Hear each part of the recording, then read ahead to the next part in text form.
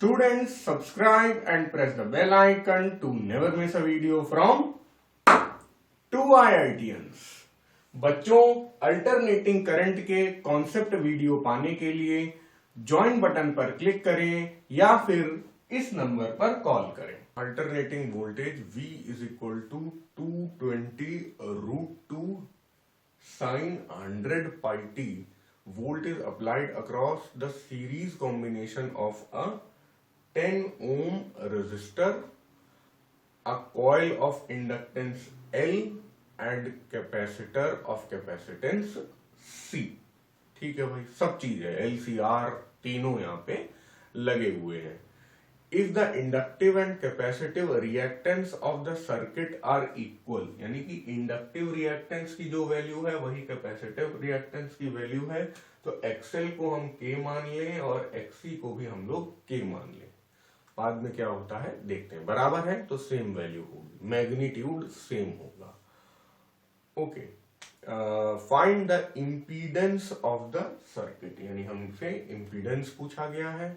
RMS value of the voltage ये भी पूछा गया है, और peak value of the voltage ये भी पूछा गया है, and frequency of the alternating source. Frequency of the source ये है, ये एंगुलर फ्रीक्वेंसी है, तो इसलिए आंसर हमारा हर्ट्ज में आना चाहिए। ठीक है, शुरुआत करते हैं। इम्पीडेंस ही हम लोगों ने सबसे पहले लिख लिया, इम्पीडेंस निकालना है, ये फॉर्मूला होता है। वैसे आप जानते होंगे कि इम्पीडेंस का एक और फॉर्मूला होता है, Z is equal to R square plus omega L minus 1/ओमेगा C। ये भी एक फॉर्मूला होता है, और ये फॉर्मूला कुछ नया नहीं है। XL की वैल्यू रख दी ओमेगा L और XC की वैल्यू रख दी 1/ओमेगा C। तो इसकी आवश्यकता यहाँ पे नहीं है क्योंकि इनके मैग्नीट्यूड बराबर दे दिए हैं, तो हमें L और C की डिटेल्स में जाने की जरूरत शायद ना पड़े। ठीक है भाई, तो R की जगह 10 रख दो, XL की जगह K रख दो, XC की जगह K रख दो। बीच में जो माइनस साइन है वो ये बता रहा है जब इनके फेजर डायग्राम हम लोग बनाते हैं तो XL और XC दोनों की ऑपोजिट डायरेक्शन होती है, तो उनका जो डिफरेंस होता है उसका वेक्टर जब इसमें वेक्टोरियल एडिशन हो, इस डिफरेंस वेक्टर का इससे वेक्टोरियल एडिशन जब होता है रेजिस्टेंस से, तो इम्पीडेंस आता है। चलिए थोड़ा सा बता देता हूं अगर आपको नहीं मालूम है तो। देखिए, आपने जरूर देखा होगा इस तरह का डायग्राम। R यहाँ पे होता है, तो मैं XL को यहाँ पे माने ले रहा हूँ, XC को यहाँ पे माने ले रहा हूँ। तो अब एक नया वेक्टर हम लोग इसका डिफरेंस के हिसाब से क्रिएट करते हैं। अब ये बचा, तो ये जो लाल वाला है ये XL माइनस XC है। अब ये क्या करेगा, इसके साथ R के साथ जुड़कर एक नया वेक्टर देगा। उस रिजल्टेंट वेक्टर को हम लोग Z यानी कि इम्पीडेंस कहते हैं। तो Z is equal to R square plus XL minus XC का होल स्क्वायर। ये फॉर्मूला इस तरह आता है। अगर आपको पहले से आता था तो कोई दिक्कत नहीं है। अभी इसे मिटा लिया, इसे भी मिटा लिया, क्योंकि अभी इसकी कुछ खास जरूरत नहीं है। तो अब आप देख सकते हैं कि Z जो है वो हो जाता है 10 स्क्वायर प्लस 0 स्क्वायर, यानी कि 100 का अंडर रूट यानी 10, या 10 स्क्वायर का अंडर रूट 10। तो इम्पीडेंस और रेजिस्टेंस अपने दोनों बराबर ही आ गया, कोई विशेष फर्क नहीं है। इससे हमें ये शिक्षा मिलती है कि ये L और C जो है वो आपस में एक दूसरे का रिएक्टेंस खत्म करे दे रहे हैं। तो भले तीनों चीजें लगी हैं, लेकिन ओवरऑल रेजिस्टेंस या इम्पीडेंस इस सर्किट का केवल R ही गवर्न कर रहा है। ठीक है, कोई दिक्कत नहीं है।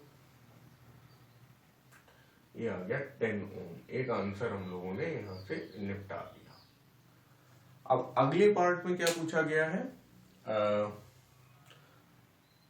RMS value of the voltage. देखिए, आरएमएस निकालने से पहले हम लोग पीक वैल्यू निकाल लें। तो पार्ट 3 पार्ट 4 को पहले निपटा लें।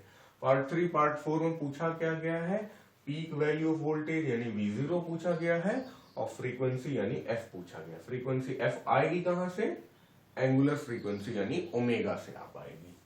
ठीक है, तो कंपेयर जब आप इन दोनों को करेंगे तो V0 के बराबर ये पूरी वैल्यू है, V0 is equal to 220√2 volt.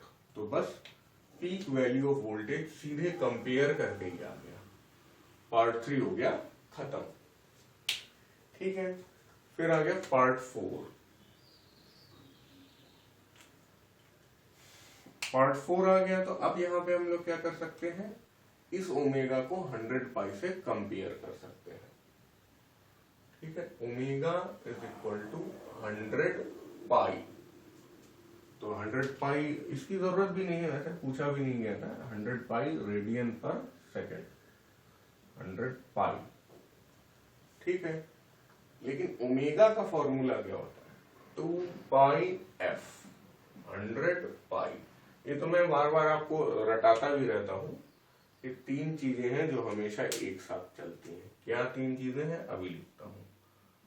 50 hertz, ये तो आंसर हो गया। मैंने आपको ये रटाने की कोशिश की है कई बार कि अगर ओमेगा 100 पाई है तो फ्रीक्वेंसी 50 हर्ट्ज होगी और टाइम पीरियड 0.02 सेकेंड होगा। ये तीनों बातें आप बिल्कुल याद ही कर ले, ये होता ही रहेगा। कई बार ये दिया होगा, ये पूछा रहेगा, ये दिया होगा, ये पूछा रहेगा, तो ये आप कर ही लें। तो फर्स्ट पार्ट, थर्ड पार्ट और फोर्थ पार्ट हो गया। अब आते हैं हम लोग सेकेंड पार्ट में।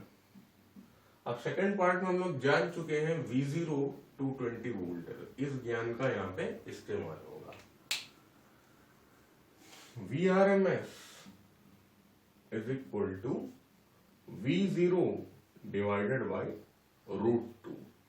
ठीक है, तो VRMS है कितना भाई, वो तो निकालना है। V0 में पता है 220√2 डिवाइडेड बाई √2।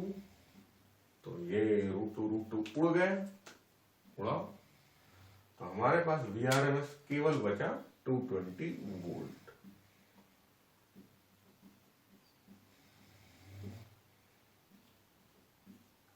तो बस दिस क्वेश्चन इज डन।